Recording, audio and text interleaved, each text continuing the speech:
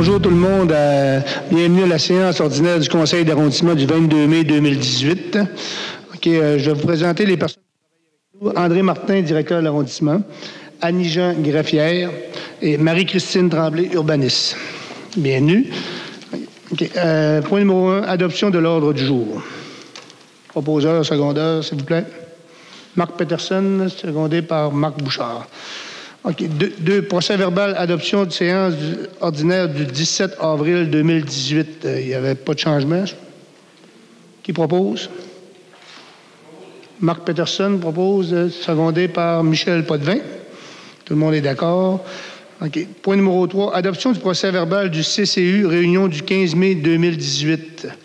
Il y avait quelques changements. On voulait différer le 8.1, le 8.5, le 9.1 et le 9.3. Et il y avait une correction sur le 9.5 qui était, au lieu d'être 1235 rue Champs-Élysées, c'est le 1299 Champs-Élysées. Est-ce que tout le monde est d'accord? M. Peterson propose avec les modifications, secondé par Simon-Olivier Côté. Tout le monde est d'accord avec les changements? Oui. C'est bon. OK. Point numéro 4. Dérogation mineure, présentation, commentaire du public et adoption. S'il y en a qui veulent venir au micro, poser des questions, quand on va passer votre point, vous êtes les bienvenus. 4.1, 873 rue Pierre-Bédard, Chicoutimi, DM 3975, M. Richard Bergeron. Donc, c'est dans le but d'autoriser la construction d'un garage détaché en cour latérale avec un retrait de 1,2 m par rapport à la façade du bâtiment au lieu de 5 m, à la condition que la façade du bâtiment du garage détaché soit en briques comme le bâtiment. Parfait. Qui propose? M. Michel Potvin, secondé par Marc Bouchard. Tout le monde est correct. OK. 4.2, 337 rue Racines, Chicoutimi, DM 4054, Monsieur Pâte Incorporé, M. Wilfred Febris.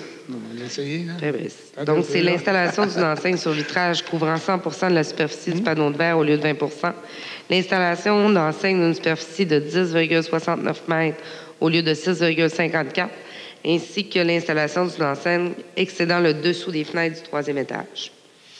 C'est beau. Qui propose? Pas tout en même temps. Brigitte Bergeron propose, secondée par Marc Peterson. 4.3, 869 rue Alsace, Chicoutimi, DM 4055, M. Gilles Desrosiers. Donc, c'est dans le but d'autoriser l'agrandissement de la résidence principale en marge arrière avec une marge de 7,5 m au lieu de 8 m. Proposeur, M. Michel Potvin, secondé par M. Marc Bouchard. 4.4, 1730 rue d'Airon, Chicoutimi, DM 4056. Oh, excusez. Peux-tu poser une question? Oui, bonjour, M. Desrosiers. M. Potvin, bonjour. Vous ne nous rappelez pas souvent? Vous ne nous rappelez pas souvent, M. Potvin? On vous appelle, mais vous ne retournez pas nos appels. D'accord. Pour ma dérogation, je peux attendre combien de temps encore? Demain, si tous les documents sont rendus au service des permis, vous allez pouvoir avoir votre permis. Je peux aller faire un tour demain pour aller voir?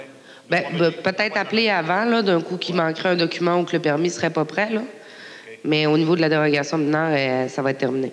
Merci, madame. Enfin, merci beaucoup.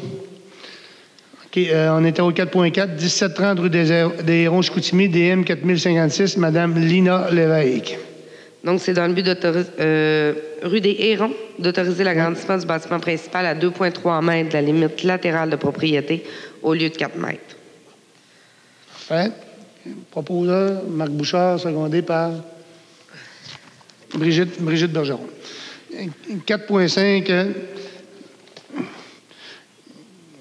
4777 414 rue de la rue Père, Chicoutimi. Ça n'existe pas non plus, c'est sûr. DM 4058, La Roche-Hervé, immeuble incorporé. Donc, c'est dans le but d'autoriser l'implantation du bâtiment avec une marge avant à 38 m au lieu de 17,25. Également, d'autoriser l'aménagement d'aucune bande gazonnée le long de la ligne latérale et de la ligne arrière. Et autoriser une allée d'accès à double sens d'une largeur de 5,6 m au lieu de 6. Bon. Proposeur, Marc Bouchard, secondé par Brigitte Bergeron. 4.6, 1315 boulevard Saint-Paul, Chicoutimi, DM 4061, les immeubles Jaté incorporés. Donc, c'est dans le but d'autoriser la construction d'un garage détaché en cour avant. C'est bon. Proposé par Marc Peterson, secondé par Michel Potvin. 4.7, 353 à 355 rue Montcalm-Chicoutimi, DM 4024, les immeubles Perron Limité. Donc, c'est dans le but d'autoriser l'aménagement d'un stationnement avec une zone tampon de 1 mètre au lieu de 4 mètres entre un usage commercial et résidentiel pour la partie, seulement pour la partie qui est parallèle à la ligne de rue. Le requérant devra procéder à l'implantation d'une clôture à 75 opaque sur toute la limite commune avec l'usage résidentiel. Parfait. Proposeur secondaire. Proposeur secondaire. Brigitte Bergeron propose, secondé par Michel Potvin. 4.8, 46 rue Villot-Chicoutimi, DM 4034, M. Philippe Boudreau. Donc, c'est dans le but d'autoriser un garage détaché en cour latérale et avant avec un empiètement de 5 mètres en cour avant, à la condition qu'une aide-cède soit conservée entre le garage détaché et la ligne de rue. Parfait. Qui propose? Marc Peterson propose, secondé par M. Simon-Lévy-Côté. 5, les avis de motion et adoption, premier projet de règlement. 5.1, projet de règlement ayant pour objet de modifier le règlement de zonage numéro VSR 2012-3 de la Ville de Saguenay. Donc, c'est dans le but d'agrandir la zone 38-231, qui est une zone résidentielle de basse densité, à même la zone 38-230, qui est une zone en usage résidentiel différé. C'est beau qui donne l'avis de motion? Marc Bouchard donne l'avis de motion. Ça prend-tu un secondaire? Proposeur secondaire, Michel Potvin, secondé par Marc Bouchard. OK. Merci. Tout le monde est d'accord là-dessus. OK. 5.2. Projet de règlement ayant pour objet de modifier le règlement de zonage numéro VSR 2012-3 de la Ville de Saguenay. Donc, c'est dans le but d'ajouter des usages à la zone 64-862, qui est une zone commerciale, soit les classes d'usage de commerce de détail général, commerce de restauration, débit de boissons et danse et les services particuliers. OK. Qui donne l'avis de motion? Marc Peterson donne l'avis de motion. Proposeur Brigitte Bergeron, secondé par Marc Bouchard. Merci. Tout le monde est bien d'accord? Le 5.3, projet de règlement ayant pour objet de modifier le règlement de zonage numéro VSR 2012-3 de la Ville de Saguenay. Okay. Il y a une petite erreur dans le titre, c'est usage complémentaire, service personnel. Professionnel dans les centres-villes. Oui, c'est personnel. C'est personnel. Personnel, oui. Donc, c'est dans le but d'autoriser les services personnels comme usage secondaire à la résidence dans les zones situées dans les centres-villes. C'est bon. Qui le propose? Marc Peterson propose, secondé par Michel Potvin. OK. Point numéro 6. Ça prenait-tu un avis de motion qui donne? OK. J'ai pas besoin de demander l'avis de motion avant. OK. Hein? Demande de PPC-moi 6.1. Projet particulier de construction, de modification ou d'occupation d'un immeuble pour le 138 à 160 rue Saint-Ambroise-Chicoutimi. M. Germain Morissette. Donc, c'est dans le but d'autoriser la régularisation des cases de stationnement ainsi que les marges existantes, l'utilisation d'un bâtiment principal, d'un bâtiment secondaire à des fins d'usage principal, l'ajout de la classe S4 services particuliers et les usages spécifiques d'entreposage intérieur, certains usages d'entrepreneurs de la construction, des services de réparation et de lavage automobile, à la condition de fournir un plan des aménagements qui devra être approuvé par les services et qu'aucun entreposage extérieur n'y soit effectué. Bon, qui le propose? Brigitte Bergeron propose, secondé par Marc Bouchard. 7. Les usages conditionnels. Le 7.1. Usage conditionnel, les immeubles jetés, M. Bruno Savard, lot 4 417 851 et 4 686 295, boulevard du Royaume-Ouest, Chicoutimi. Donc, c'est dans le but d'autoriser une carrière temporaire sur une partie du lot 4 686 295 derrière le 1000 boulevard du Royaume-Ouest. Seule la phase 1 est autorisée et l'autorisation est valide pour une période de 2 ans. Parfait. Brigitte Bergeron propose, secondé par M. Michel Potvin. Okay, tout le monde est d'accord. 7.2. Usage conditionnel, Couche-Tard incorporé, 585 rue Bégin, Chicoutimi. Donc, c'est dans le but d'autoriser le remplacement d'un usage dérogatoire qui a cessé depuis plus de 18 mois pour l'usage de stations-service avec dépanneur, à la condition que le conteneur à déchets soit déplacé à l'arrière du bâtiment et également que les allées d'accès respectent les largeurs maximum. Un plan des aménagements devra aussi être déposé pour approbation au service. C'est beau, merci. Qui propose? Marc Bouchard propose, secondé par Michel Potvin. Merci. Tout le monde est d'accord? OK. 7.3, usage conditionnel, les immeubles Abraham incorporés, 787 à 805 boulevard Talbot, Chicoutimi. Donc, c'est dans le but d'autoriser le remplacement d'un usage dérogatoire qui a cessé depuis plus de 18 mois par un usage de la catégorie S3, soit un service de santé mentale, un cabinet. Proposé par M. Peterson, secondé par M. Bouchard. Parfait. OK. Point numéro 8, il y a aide financière aux organismes. Il y avait un petit changement à régler. C'était la Société nationale des Québécoises et Québécois du Saguenay-Lac-Saint-Jean. C'était marqué 400 $ mais de Michel Potvin, mais au lieu de ça, ça va être 800 d'aide aux organismes. C'est beau pour ça. Qui propose la liste des dons avec le changement? M. Marc Bouchard, secondé par Michel Potvin. OK. Point numéro 9 points divers. 9.1, chemin des sables, interdiction de stationner du 4 au 10 juin 2018. Pour le G7. Qui propose? M. Brigitte Bergeron propose, secondé par Michel Potvin. Tout le monde est d'accord là-dessus. 9.2, modification de la résolution VSAC 2018-74, abrogation du code. C'est une subvention qu'on ne versera pas. Qui propose? Marc Bouchard, secondé par Michel Potvin. Tout le monde est beau. OK. 9.3, rue des Champs, signalisation, défense de stationner, service des travaux publics. Proposé par M. Peterson, secondé par M. Simon-Olivier Côté. OK. 9.4, rue de l'Île, signalisation, défense de stationner, service des travaux publics. M. Peterson propose. Secondé encore par M. Côté. C'est beau. 9.5, commission de l'aménagement du territoire génie et urbanisme, zone Talbot, boulevard Talbot, projet de prolongation de la rue des Laurentides et de prolongement de la rue des Sapins et de la desserte arrière du PepsiCo. Là. Qui propose? Ça devait être traité au CAGU ce matin, puis on l'a reporté au CAGU. Ça fait que je propose, on va probablement la reporter, ou est-ce qu'on peut la traiter tout de suite? Oui. Bien, on fait la résolution, mais on va le traiter le 6 juin. Le 6 juin au CAGU. Au CAGU. Donc, on a fait la proposition, l'arrondissement, j'en fais la proposition. On le fait ou on le propose? On l'accepte. Proposé par M. Bouchard, secondé par M. Côté. Tout le monde est d'accord avec ça? C'est bon. OK, dans le point numéro 10, le variant, j'ai quelques points.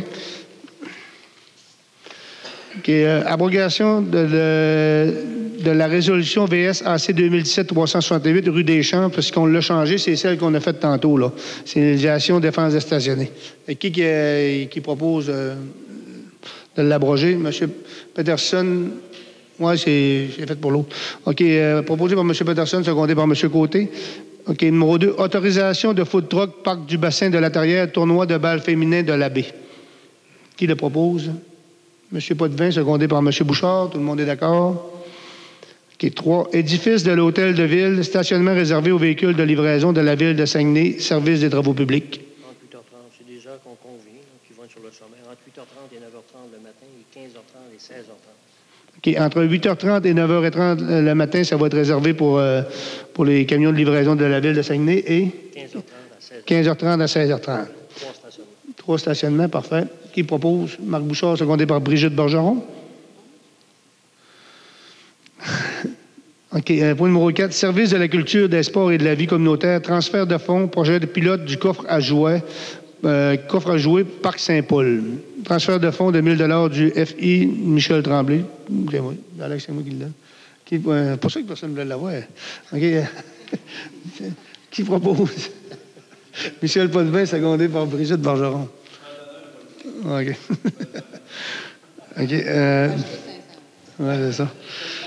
OK, ça c'est correct. Pour ça, tableau d'aide aux organismes, c'est pas avec le dossier de tantôt, c'est rajouté. Fondation de la pulperie de Chicoutimi, on donne 600 $, 100 $ par conseiller, les 6 conseillers. On peut les faire les trois ensemble, Annie, oui. OK. Fondation des maladies du cœur, on donne 500 $, 200 Marc Peterson, 100 Simon-Olivier Côté, 100 Michel Tremblay, 100 Marc Bouchard. OK. Fondation Équilibre Saguenay-Lac-Saint-Jean, 180 $ qu'on donne, 60 Brigitte Bergeron et 120 Michel Potvin. Qui propose? Simon-Olivier Côté propose, appuyé par M. Marc Peterson. OK. Période d'intervention des membres du Conseil. Y en avait-tu qui avaient quelque chose à dire? M. Peterson en premier, après ça, M. Côté. D'abord, ça serait une demande que je voudrais faire auprès de la direction de l'arrondissement. Vous savez qu'on a eu, pendant une couple d'années, des négociations pour l'ouverture, pas pour l'ouverture, pour l'opération d'une carrière sur le boulevard Sainte-Geneviève. J'ai reçu plusieurs plaintes des citoyens concernant le fait que l'entrepreneur en question ne respectait pas les heures. Ça arrive qu'il commence à 6 heures du matin, alors qu'il doit commencer à 7 heures. Puis, il travaille souvent la fin de semaine. J'ai eu des plaintes pour la fin de semaine, puis après ses heures d'ouverture. J'aimerais ça que l'entrepreneur soit rencontré pour qu'on lui explique très bien c'est quoi ces heures d'ouverture. Parce que les citoyens, on a eu beaucoup de négociations, ils ont concédé le fait qu'il allait avoir une carrière en milieu semi-résidentiel, mais il faut que l'entrepreneur respecte ce qui est écrit sur le bas du contrat. Sinon, on y enlèvera le droit, finalement, s'il ne respecte pas le principe. Aussi, concernant ce dossier-là, ça fait 2 ans qu'on travaillait pour avoir la limite de vitesse baissée à 70 km/h dans ce coin-là. Ça va-tu être installé bientôt? On a une rencontre là-dessus bientôt? OK. Ça sera important aussi, quand ça va être installé, de faire, je ne dirais pas de la répression policière, mais faire de l'éducation avant de commencer à donner des contraventions là, pour que les gens puissent commencer à s'habituer à la nouvelle limite de vitesse. J'ai eu également... il y a eu un accident mortel également sur le boulevard Saint-Honoré, le boulevard Saint-Honoré-Martel. C'est un boulevard qui est assez dangereux, ça va très vite. La limite de vitesse, souvent, n'est pas respectée. Là, je vais entamer des procédures dès maintenant pour demander finalement au ministère qu'on puisse transformer cette partie-là en boulevard à 4 voies. On commence les démarches. J'avais eu des demandes l'an passé, parce que c'est mon nouveau quartier, pour faire installer un flash jaune à l'intersection de la rue Fabien. Mais je pense que ce ne sera pas assez de faire installer un flash jaune. Là. Il va falloir travailler sur la vitesse. Éventuellement, ça serait de demander de faire diminuer la vitesse de 90 à 70 km/h. J'ai fait l'expérience pas plus tard que ce matin. Là. Je suis parti du coin de Saint-Honoré, j'ai monté en haut de la côte.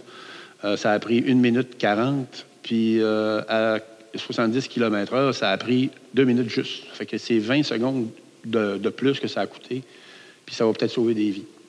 J'aimerais ça qu'on commence les démarches auprès du ministère pour commencer par faire baisser la limite, puis éventuellement y aller avec un boulevard urbain dans ce coin-là, fait par le ministère, parce que la route est au ministère.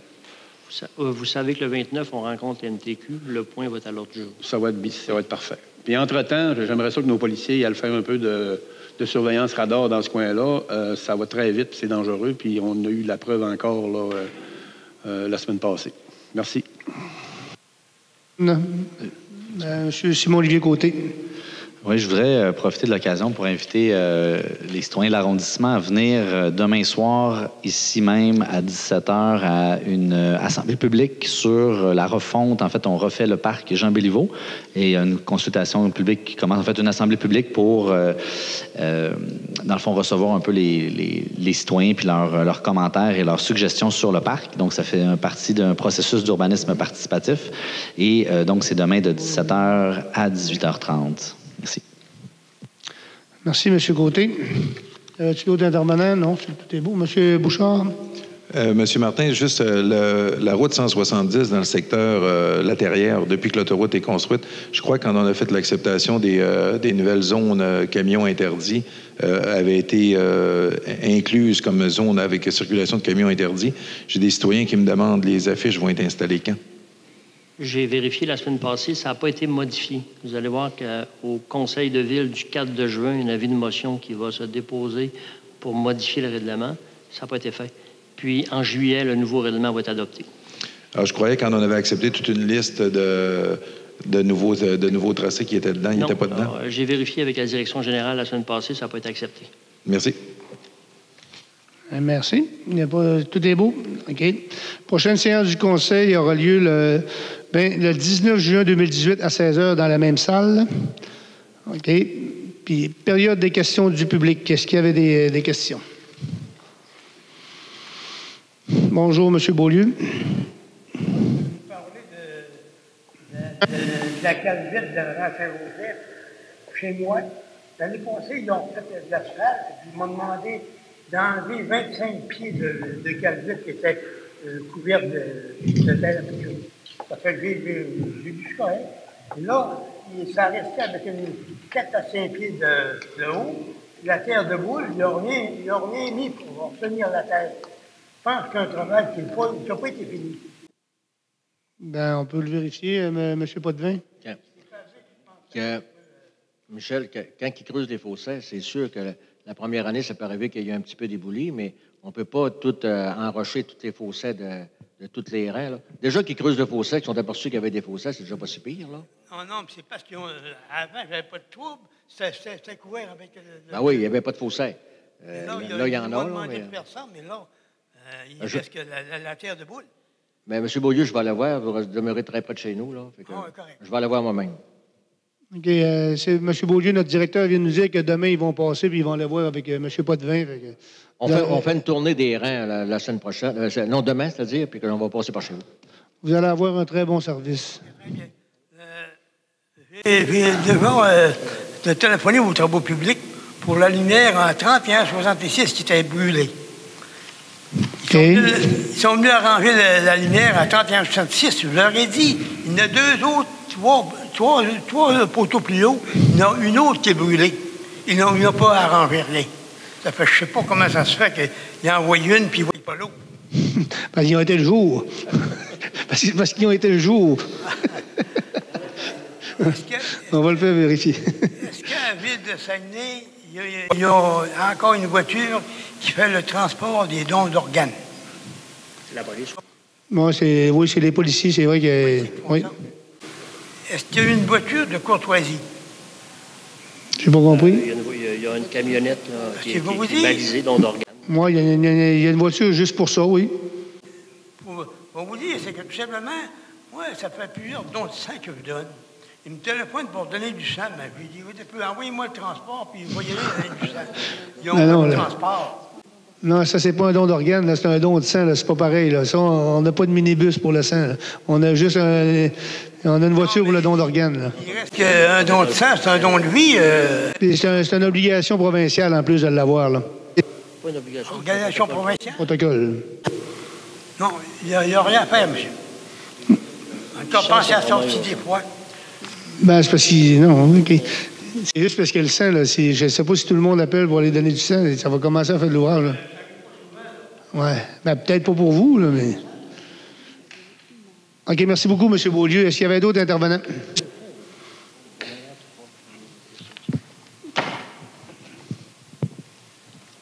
Oui, bonjour. Mon nom est Lucien Frenette. Je suis citoyen de l'arrondissement de Chicoutimi. J'aurais besoin d'informations complémentaires suite à un article qui est paru dans le Journal du quotidien concernant le bâtiment sur la rue Montcalm. Oui. Dont on dit qu'il va être prochainement démoli. Dans l'article, on ne dit pas si le processus pour la démolition a été pris au conseil de ville ou si, quelque part, il y a eu une consultation auprès des citoyens concernés qui sont intéressés par la sauvegarde du patrimoine. Alors, c'est pour ça que je viens ici vous poser la question au conseil d'arrondissement.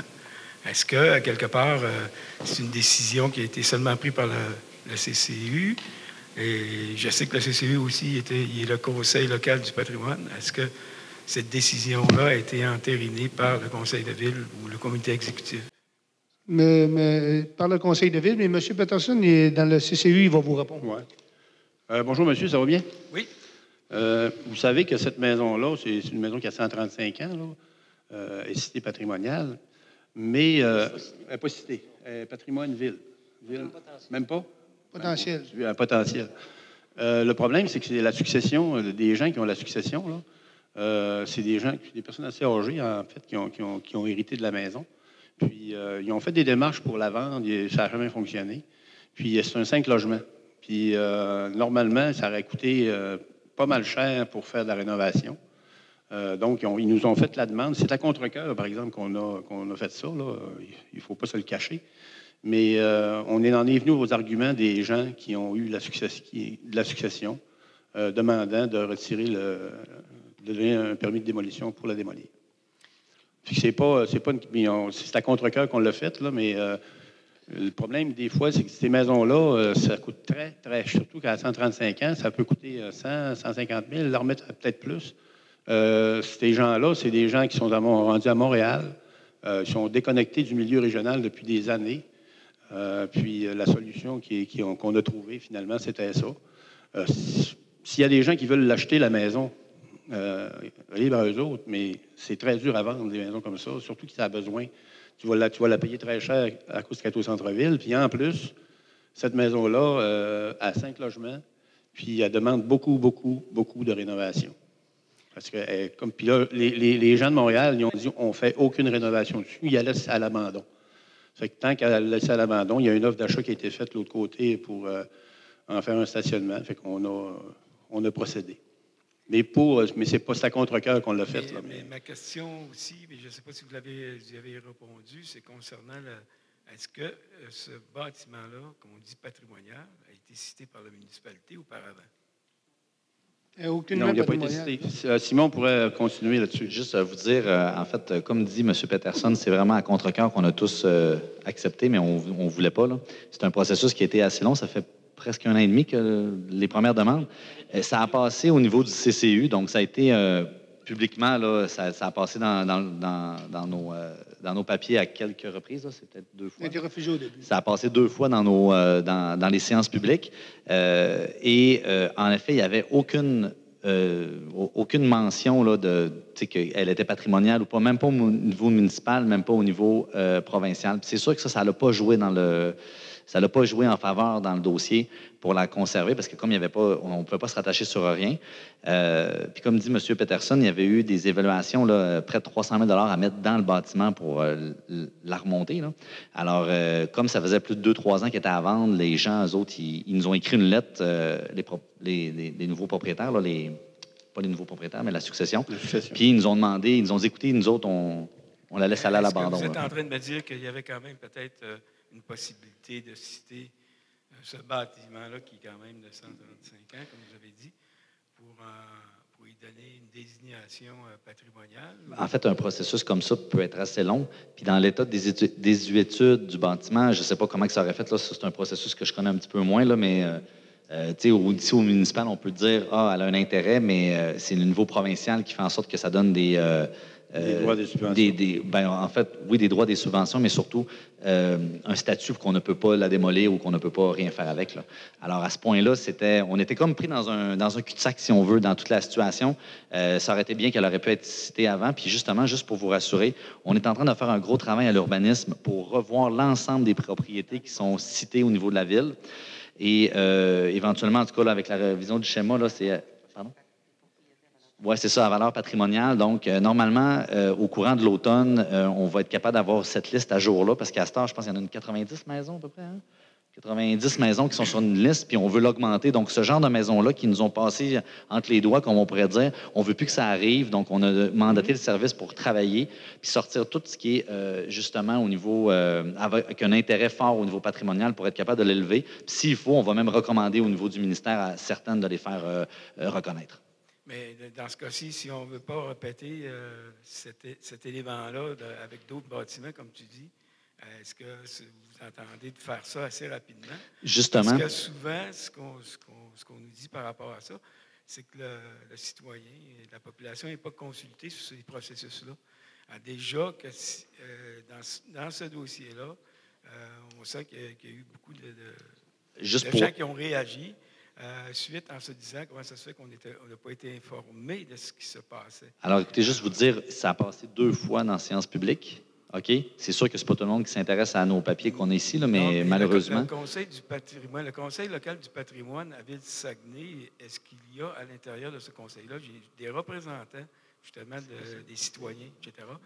Parce que je pense qu'à quelque part, quand on en parle au niveau des lois sur le bien culturel ou sur le patrimoine culturel, on invite les municipalités, surtout les grandes municipalités, à faire en sorte que les citoyens soient bien informés de ces situations-là. Ici, c'est le CCU, monsieur, qui fait acte de ce comité-là, patrimoine, et ça a passé au CCU, donc ça a été accepté au niveau du CCU. Je pense, si je ne me trompe pas, c'était l'année passée. Petite chose aussi, le Conseil local du patrimoine qui, à Ville de Saguenay, c'est le CCU qui fait office de Conseil local du patrimoine, se prononce seulement sur les bâtiments qui sont cités, soit au municipal ou soit au provincial, comme bâtiment patrimonial, ce qui n'était pas le cas de la Maison Rémy. Mais ils ont aussi le mandat de faire un inventaire dans leur municipalité concernant les biens qui peuvent devenir patrimoniaux. Et dans ce contexte-là, ce que je disais tout à l'heure, c'est qu'ils peuvent aussi, la municipalité peut aussi nommer des représentants des citoyens sur ce conseil-là pour agir et conseiller. Alors, c'est la question que je pose, considérant ce qui est en train de se passer et qu'on pourrait éviter, c'est de faire en sorte qu'il y ait une ouverture à ce que les citoyens soient présents dans le processus, parce que c'est prévu dans la loi sur l'aménagement du territoire et c'est prévu dans la loi sur les biens culturels. Monsieur, pour répondre à votre question, là, oui. Le comité consultatif d'urbanisme de Saguenay et de l'arrondissement et de tous les arrondissements, je pense qu'à Chicoutimi, il y en a 7 ou 8 qui sont des citoyens. Il y a 2 conseillers seulement. J'assume la présidence, M. Potvin assume la vice-présidence. On est assisté de professionnels qui... On ne prend pas des décisions sur la gueule, là. On prend des décisions réfléchies. Puis les gens qui sont parmi le public, qui sont membres du CCU, c'est des gens très allumés. Là. Je ne vous dirai pas leur nom, là, mais j'ai des architectes à la retraite. J'ai des gens qui connaissent beaucoup au niveau de l'urbanisme, mais on ne prend aucune décision à la légère. Bien, je suis bien content de l'entendre, M. Peterson. Parce que moi, quand je lis l'article, on nomme seulement des conseillers. Oui, mais il y a 7. On est 7, 8. Puis ce serait intéressant. Je n'ai pas été visiter votre site concernant ça. Si le comité apparaît, puis ceux qui sont présents, ce serait bon de le savoir.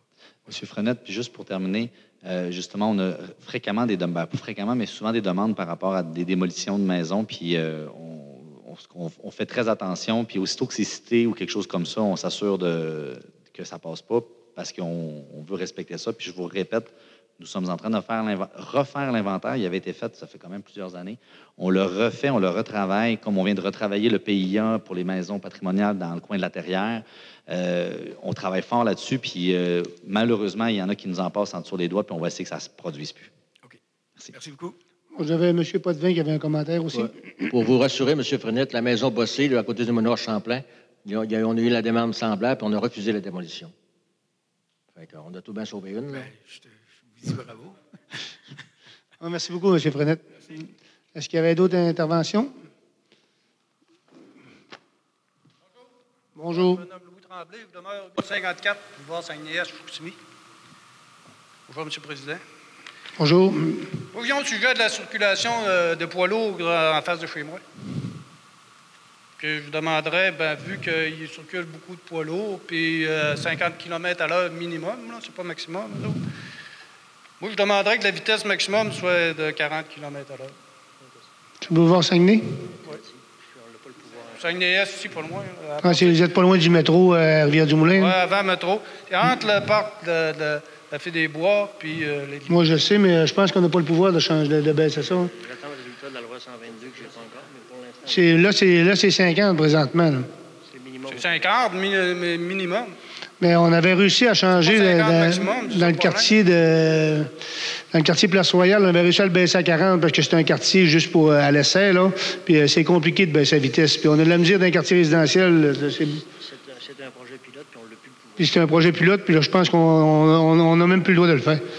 Ben moi, je le demande quand même, là, parce qu'il y a un problème de ce côté-là qui est depuis de nombreuses années. Il y a des poids lourds qui passent, là, puis que c'est quasiment des terroristes, là. Ça passe vite, puis c'est dangereux. Je sais de quoi je parle, ça fait presque 60 ans que je demeure là. Fait que moi, j'aimerais que la vitesse maximum là, soit de 40. Monsieur le Président. Ça ne veut pas dire que c'est ça qui va arriver, moi je le demande quand même. maximum. Monsieur le Président, ça serait peut-être une belle place pour mettre un afficheur de vitesse. Oui, c'est ça. Souvent, les camions, même s'ils sont gros, la masse fait que des fois, ils vont plus vite que pour qu'on pense. Ils vont bien trop vite, puis en plus, ils sont en surpoids. Puis c'est de 4 heures du matin à minuit le soir. Là, c'est moins pire un peu. Avant, c'était tout le temps.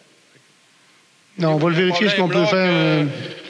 Nous autres, on vit avec ça, c'est là qu'on demeure là. Peut-être qu'on ne l'a pas dit assez, là, mais là, moi, j'ai décidé de venir vous le demander. Ce que vous voudrez. Ce qu'on va peut-être pouvoir faire, c'est qu'on va peut-être pouvoir mettre une remorque radar là, temporairement, de peut-être la mettre là 2 semaines là, pour sensibiliser le monde. Là. Mais c'est sûr que de baisser la vitesse, on ne sera pas capable. On ne se comptera pas de peur. Là.